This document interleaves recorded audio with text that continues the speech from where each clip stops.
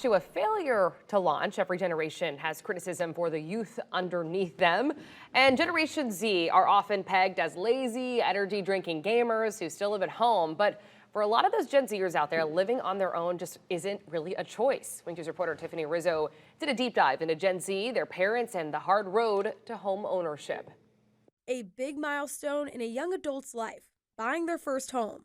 But with the rising costs of living, that milestone is a lot harder to reach. We often say we don't know how they do it, the younger people. I think it's really hard for kids now. They're just not making enough money to be able to pay rent or to purchase their first home. If they're thinking about the smart thing to do, that's probably to stay with their folks if their folks are in that space. And that's exactly what these young adults are doing, or in Clayton Gothel's case, plans to do once he finishes college. I think in today's day and age that it is kind of nice to live back at home because you can save a lot of money, try and build that up as most you can, then you can try and put that towards other things like, later in life, like cars and house and stuff like that. Save that up for like a couple years and then, I think it's definitely beneficial. Gothel isn't alone. According to the U.S. Census Bureau, more than half of 18 to 24-year-olds in America are living at home. That percentage has climbed 87% in the past 20 years.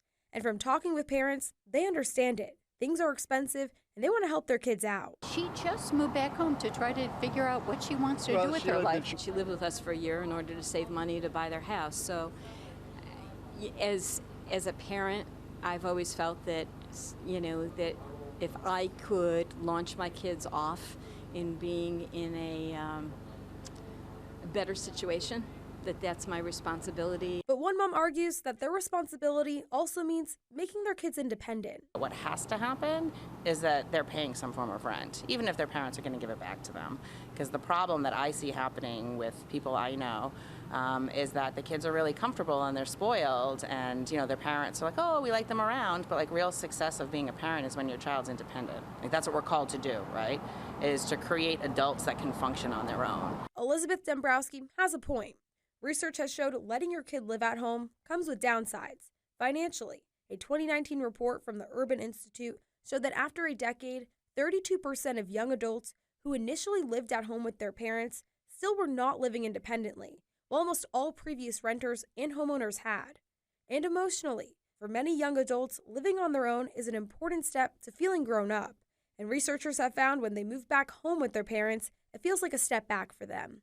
Tiffany Rizzo, Wink News. And something for people to think about, too, is if their kid is putting off leaving the nest, there are some pros and also cons to it. But how much help is too much help? Well, and the cost of buying a home these days is so much. I know. It's not like it used to be, 40 years ago, 50 years ago, that kind of thing. So it's hard. I think kids need every advantage they can get. And if that means living at home for a couple of years to save some money, I think that's Everybody's fine. situation's different, but yeah. If they're 35, 40, they're still living at home, maybe there's an That's issue. a different story. But yeah, I mean, renting, it seems like a lot of more people, younger generations, definitely doing that than actually buying the home. Right, So sure. best of luck to everybody out there if you're buying a home. Rent just gets more and more, too.